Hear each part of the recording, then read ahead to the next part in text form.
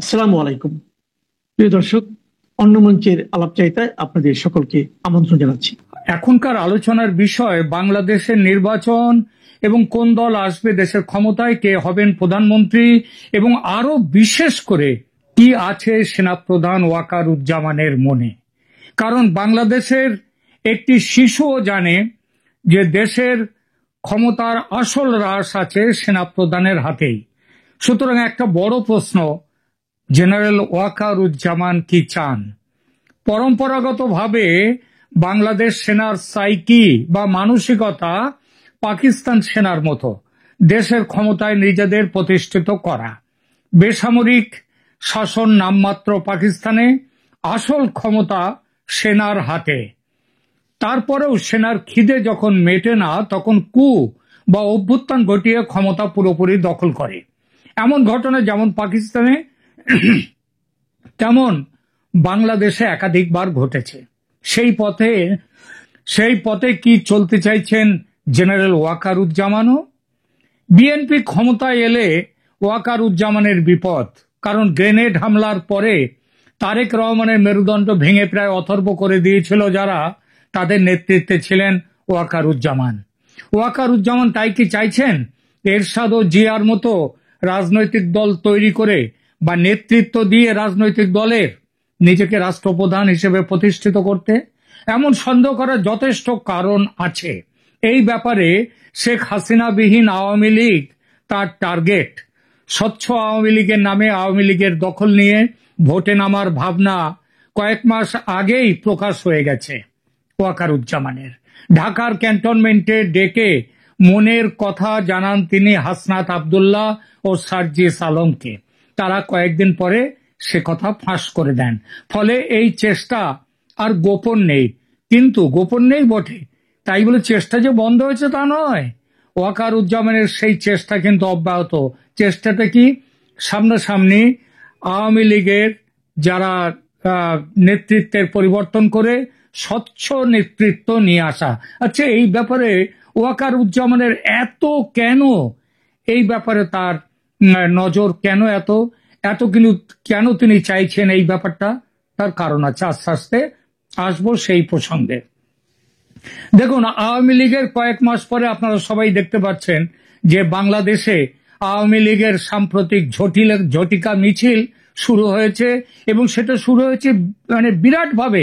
এক এক জায়গায় ছোট্ট করে 2-5 জন এসে একটা মিছিল করে জয় বাংলা বলতে বলতে চলে গেল, শেখ হাসিনা জিন্দাবাদ করতে করতে চলে গেল। ব্যাপারটা তা আদৌ নয়। ঝটিকা মিছিল ক্রমশ বড় হচ্ছে, হাজার হাজার মানুষ আসছে সেখানে, আর পুলিশ বা সেনার তরফ থেকে কোনো বিরোধিতা করা হচ্ছে না, কাউকে ধরা হচ্ছে না। প্রথমে একদিন বোধহয় 7 জনকে ধরা হয়েছিল, তাদের ছেড়েও দেওয়া হয়ে গেছে। তো এরা সেনা কিংবা পুলিশ কোনো বিরোধিতা করছে না। যত দিন যাবে তত আওয়ামী লীগের নৌকার মিছিল বাড়বে সেনাপ্রধানের সহযোগিতায়।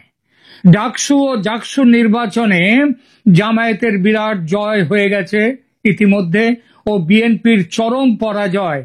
এই জামাতের জয় এবং বিএনপির পরাজয় দেশের রাজনীতির মানচিত্র আমূল বদলে দিয়েছে। আর এই বদলে যাওয়া মানচিত্রে দেশের পরিস্থিতি ওয়াকারুজ্জামানকে আরো আশান্বিত করেছে। আগেই বলেছি, বাংলাদেশের সামরিক বাহিনীর মানসিকতায় পাকিস্তান সেনাবাহিনীর ধাঁচ, যেখানে দেশের ক্ষমতা নিয়ন্ত্রণে সেনাবাহিনীর মুখ্য ভূমিকা। পাকিস্তানের সেনাবাহিনী বেসামরিক শাসনের পর্দার আড়ালে ক্ষমতা ভোগ করে, তারপরও ক্ষমতা পুরো দখলের অভিজ্ঞতা বারবার হয়েছে। বাংলাদেশেও এরকম ঘটনা ঘটেছে। জিয়াউর রহমান, হুসেন মোহাম্মদ এরশাদ এই পথে গিয়েছেন। ওয়াকারুজ্জামানের পরবর্তী রাজনৈতিক পরিকল্পনাও এই পথেই যেতে পারে।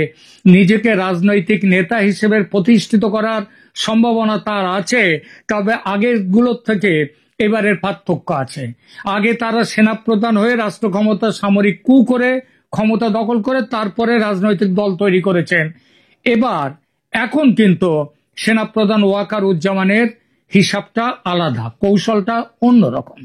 2024 সালের জুনে সেনাপ্রধান হিসেবে দায়িত্ব নেয়ার পর থেকেই ওয়াকারুজ্জামান দেশের রাজনৈতিক পরিস্থিতিতে এক গুরুত্বপূর্ণ ভূমিকা পালন করছেন। তিনি বারবার বলছেন, তিনি যখন 2024-এর 5 আগস্ট তিনি বলেছিলেন দেশের জানমাল রক্ষা করার দায়িত্ব নিজের কাঁধে তিনি নিচ্ছেন, যদিও পরে তিনি নিজের কাঁধে রাখেননি, সেটা দিয়ে দিয়েছেন একে আমাদের উনি যে আছেন আমাদের প্রধান উপদেষ্টা মোহাম্মদ ইউনূসকে দিয়ে দিয়েছেন। তাহলে কেন দেননি? কিন্তু মনের ইচ্ছা ছিল কিন্তু পুরো, কিন্তু নেননি তিনি। দায়িত্ব তখন দিয়ে দিয়েছিলেন, ভেবেছিলেন অপরচুন মোমেন্ট এখনো আসেনি, সেটা আসবে। তো তারপর থেকেই জুনের সেনাপ্রধান হিসেবে দায়িত্ব নেওয়ার পর তিনি 5 আগস্টেই তিনি এই ব্যাপারটা হয়ে গেল বাংলাদেশে, শেখ হাসিনা চলে এলেন ভারতে। তারপর 2025 সালের মে মাসে তিনি বললেন যে অন্তর্বর্তী সরকার হিসেবে মোহাম্মদ ইউনূসের নেতৃত্বাধীন সরকারকে ডিসেম্বরের মধ্যে চূড়ান্ত নির্বাচন করবার জন্য চূড়ান্ত সময়সীমা দিলেন। এটা শুধু প্রশাসনিক দাবি কিন্তু নয়, বরং ওয়াকারুজ্জামানের রাজনৈতিক কৌশলের অংশ। একই সঙ্গে তিনি জোর দিলেন কি, দেশের সার্বভৌমত্ব রক্ষা, দেশের রাজনৈতিক অস্থিরতা দূর করা, সবাইকে তিনি সতর্ক হতে বললেন। এইসব করে তিনি কোথায় যেতে চাইলেন আপনারা খেয়াল করে দেখবেন। এইসব কথাগুলো বলবার সঙ্গে সঙ্গেই দেশের মানুষ যারা সেনা শাসন চায় না, তারাও পর্যন্ত বলল ওয়াকারুজ্জামান ক্ষমতা নিন, এই মোহাম্মদ ইউনূস এবং তার সরকার চলে যাক। তো সেনাপ্রধান হিসেবে তিনি তার প্রাথমিক কাজগুলো করে নিয়েছেন। এখানে রাজনৈতিক নেতা হিসেবে কি করে নিজেকে প্রতিষ্ঠা করবেন, কিভাবে দেশের ক্ষমতায় তিনি বসবেন।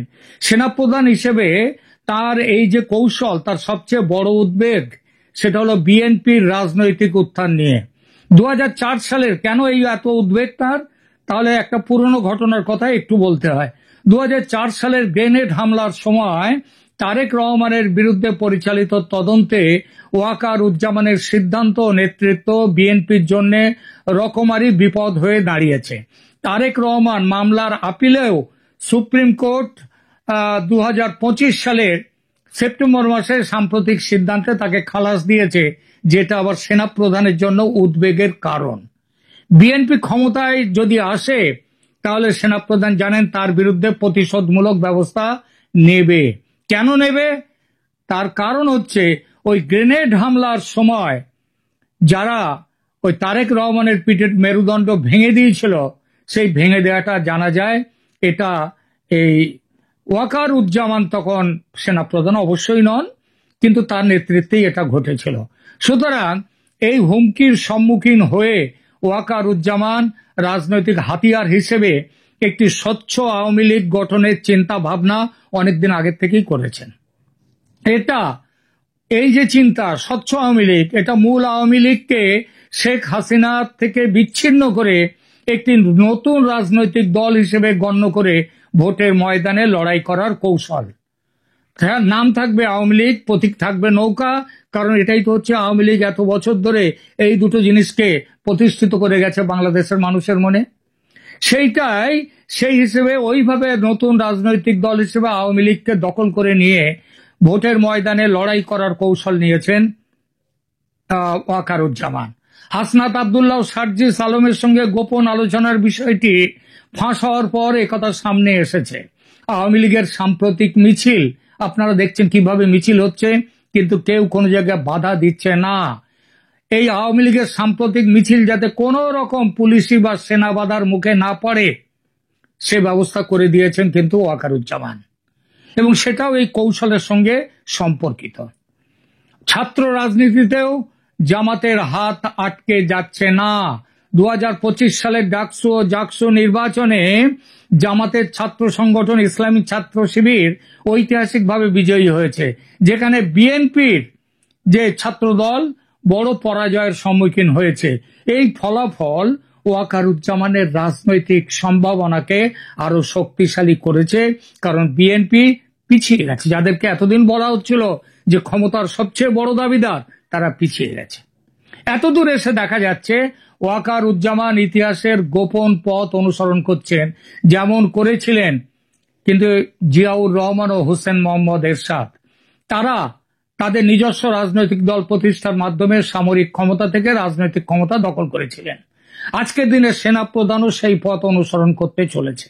তবে একটি পার্থক্য, ওই যে বললাম যে তারা ক্ষমতায় বসে রাজনৈতিক দল করেছিলেন, আর ওয়াকারুজ্জামান তিনি রাজনৈতিক দল তার আগের থেকে গোপনে তিনি করছেন, আড়ালে তিনি করছেন, কিন্তু তার আগে তিনি সেনাপ্রধান হিসেবেই তিনি কিন্তু ক্ষমতার দখল নিতে চাইছেন সেনাপ্রধান হিসেবেই।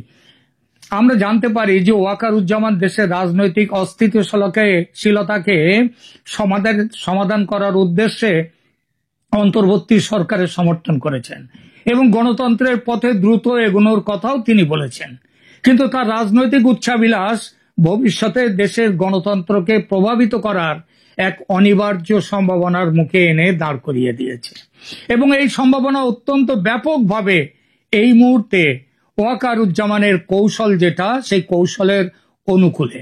কিভাবে ওয়াকারুজ্জামান তার স্বপ্ন কৌশলকে সফল করবেন? আওয়ামী লীগ দলকে কার্যত নিষিদ্ধ করা এবং দলের সমস্ত উচ্চ নেতৃত্ব নির্বাসনে থাকার ফলে ওয়াকারুজ্জামান এক অভূতপূর্ব সুযোগ পেয়েছেন, যা এর আগে হোসেন মোহাম্মদ এরশাদ কিংবা জিয়াউর রহমান কেউ পাননি। সেই সুযোগ হলো দেশের ভেতর আওয়ামী লীগকে নিজের সুবিধা মতো ব্যবহার করার পরিস্থিতি, যেটা করতে চলেছেন এবং করা শুরু করে দিয়েছেন ওয়াকারুজ্জামান। আওয়ামী লীগের নেতৃত্ব আড়াল থেকে হাতে নেবার প্রস্তুতি কয়েক মাস আগেই শুরু করে দিয়েছেন ওয়াকারুজ্জামান। নির্বাচন যত এগিয়ে আসবে এই ব্যাপারটা তত খোলসা হবে। স্বচ্ছ আওয়ামী লীগ গঠনের করে তার নামে হাসিনাবিহীন এই আওয়ামী লীগ নির্বাচনে অংশ নেবে ও জিতবে, এটাও মনে রাখুন। আওয়ামী লীগের ব্যাপক জনসমর্থনের সঙ্গে সেনাবাহিনীর সাপোর্ট পেলে কে হারাতে পারবে আওয়ামী লীগের প্রার্থীদের? নৌকার প্রার্থীরা নৌকা তরতর করে এগিয়ে চলবে। নির্বাচন জেতা পর্যন্ত ওয়াকারুজ্জামানের কৌশল হলো নির্বাচনে জেতা পর্যন্ত তিনি সেনাপ্রধান থাকবেন, যাতে সেনাপ্রধান হিসেবে থেকে এবং সামরিক অভ্যুত্থান ঘটাবেন না। তিনি সেনাপ্রধান হিসেবে থেকে তার যে দল হবে তখন আওয়ামী লীগ, স্বচ্ছ আওয়ামী লীগ, তাদেরকে তিনি সব রকমের সাহায্য করবেন। তারপর দল জিতলে এবং জিতবে সেটা বলে দিচ্ছি স্পষ্টভাবে, বিজয়ী সাংসদদের সিদ্ধান্তে তিনি দেশের প্রধানমন্ত্রী হবেন। শেখ হাসিনাকে দেশে ফিরিয়ে এনে যদি রাষ্ট্রপতি করেন তাহলেও অবাক হব না। এই পদ্ধতিতে বিএনপি, জামাত, মৌলবাদীরা হারলো, জিতলো আওয়ামী লীগ। যদিও তার নেতৃত্বে শেখ হাসিনা নন, থাকবেন ওয়াকারুজ্জামান এবং তার নেতৃত্বে নতুন নেতৃত্ব যারা আসবেন তারা। প্রশ্ন হলো, এই ব্যবস্থা কি শেখ হাসিনা মানবেন? মানতে চাইবেন না অবশ্যই, কিন্তু না মেনে করবেন কি? সারা জীবন দেশের বাইরে থাকবেন যেমন এখন আছেন? শেখ হাসিনা প্রাজ্ঞ রাজনীতিবিদ, কথাটা কিন্তু মনে রাখবেন। তিনি অন্ধের মতো বিরোধিতা করবেন না, বরং আপাতত ওয়াকারুজ্জামানের সঙ্গে সমঝোতায় আসবেন তিনি এবং সুযোগ খুঁজবেন ভবিষ্যতে কিভাবে আওয়ামী লীগকে সমহিমায় তার নেতৃত্বে ফিরিয়ে আনা যায়। কিভাবে হতে পারে এই সমঝোতা, বলবো সে কথা। তবে তার আগে বলি কিভাবে জেনারেল ওয়াকার ক্ষমতা দখল করবেন, কিভাবে নব কলেবরের আওয়ামী লীগকে ক্ষমতায় আনবেন এবং নিজেকে প্রধানমন্ত্রীর আসনের কাছে পৌঁছে দেবেন। সহজ হিসাব, প্রথমত নতুন ও স্বচ্ছ আওয়ামী লীগের প্রার্থী নির্বাচন করবেন ওয়াকারুজ্জামান। নতুন দলীয় কমিটির দায়িত্বে বসাবেন নিজের বিশ্বাসভাজনদের, যাতে নির্বাচনের পর ক্ষমতা দখলের সমস্যা না হয়। দ্বিতীয়ত সেনাপ্রধান হিসাবে থেকে নির্বাচনী প্রক্রিয়াও নিয়ন্ত্রণ করবেন তিনি, যাতে তার দল অর্থাৎ আওয়ামী লীগের কোন রকম অসুবিধা না হয় নির্বাচনে। তৃতীয়ত এভাবে বৈধতার আবরণে দেশকে বাঁচাবার লক্ষ্য নিয়ে আওয়ামী লীগের নামে ক্ষমতা দখলের যে প্রচেষ্টা তিনি করবেন, আমি লিখে দিচ্ছি, দেশের মানুষের সমর্থন পেতে একদমই অসুবিধা হবে না এবং এই পদ্ধতিতে আন্তর্জাতিক গ্রহণযোগ্যতা অর্জন করতেও অসুবিধা হবে না। কারণ জামাতের ওই ইসলামী এবং মৌলবাদী রাজনীতি, তাদের জঙ্গি সন্ত্রাসবাদী ব্যাকগ্রাউন্ড এবং একই সাথে বিএনপিরও সেই একই সমস্যাগুলো, এর থেকে মুক্তি পেতে এটা একটা কিন্তু বড় একটা কৌশল এবং আন্তর্জাতিক গ্রহণযোগ্যতা বাংলাদেশের বাইরে থেকেও তার মিলতে তিনি পাবেন। ইতিমধ্যে দেখা যাচ্ছে যে সেনাবাহিনী রাজনৈতিক প্রক্রিয়ায় গভীরভাবে জড়িত। আওয়ামী লীগ নেতৃবৃন্দকে সেই আগস্টে আশ্রয় দেয়া এবং তাদের মিছিলে বর্তমানে তাদের মিছিলে বাধা না দেয়া, এসবই হচ্ছে এই কৌশলের অংশ। নির্বাচনের আগে শেখ হাসিনার ফিরে আসার সম্ভাবনা এই পরিপ্রেক্ষিতে ঠিক কতটা? শেখ হাসিনা কি এইভাবে যদি নির্বাচন হয় তাহলে সেই নির্বাচনের আগে তিনি দেশে ফিরবেন? আমার ধারণা সে সম্ভাবনা কম। দেখতে হবে দেশে ফিরলে তার উপস্থিতি ওয়াকারুজ্জামানের পরিকল্পনার সহায়ক হবে কিনা। যদি বোঝেন ওয়াকারুজ্জামান যে তার শেখ হাসিনা দেশে এলে তার সুবিধা হবে, তিনি তাকে নিয়েও আসতে পারেন।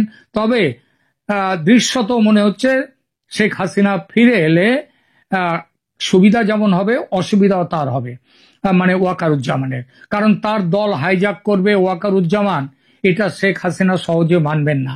কিন্তু ওই যে বলেছি, না মেনে কি করবেন তিনি? একটা সমঝোতায় তাকেও আসতেই হবে। সেই সমঝোতা হলো ক্ষমতার ভাগাভাগি। শাসনতান্ত্রিক প্রধান বা প্রধানমন্ত্রীর পদে ওয়াকারুজ্জামান থাকলে নিয়মতান্ত্রিক প্রধান বা প্রেসিডেন্ট হিসেবে শেখ হাসিনার নাম প্রস্তাব করতেই পারেন ওয়াকারুজ্জামান।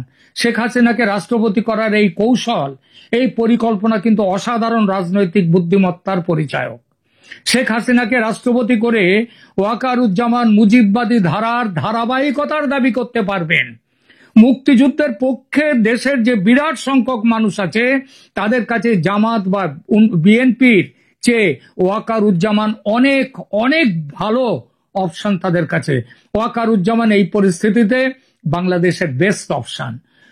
রাষ্ট্রপতি হিসেবে হাসিনা প্রতীকী ক্ষমতায় থাকবেন, আর প্রধানমন্ত্রী হিসেবে জেনারেল ওয়াকারুজ্জামান প্রকৃত নির্বাহী ক্ষমতার অধিকারী হবেন। আন্তর্জাতিক গ্রহণযোগ্যতা আগেই বলেছি, ভারত সহ আন্তর্জাতিক সম্প্রদায়ের কাছেও এটি একটি সমঝোতামূলক সমাধান হিসেবে উপস্থাপন করা যাবে। কিছু চ্যালেঞ্জ অবশ্য আছে। বিএনপি জামায়াতের একটা প্রতিরোধের সামনে পড়তে হতে পারে, কিন্তু সেনাপ্রধান ওয়াকারুজ্জামান সেনা তার ক্ষমতায় থাকাকালীন তাতে বিরাট কিছু অসুবিধে তার কেউ করতে পারবে না।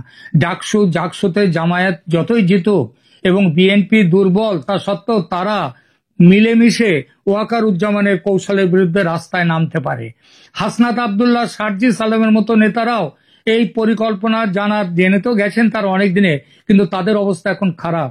তারা এই পরিস্থিতিতে বরং ওয়াকারুজ্জামান ক্ষমতায় থাকলে তাদের একটা সেফ এক্সিট না হোক, ভবিষ্যতে তাদের যে বড় কোনো দুর্ভোগের মধ্যে পড়তে হবে না, সেটাও কিন্তু তারা ভাবছে।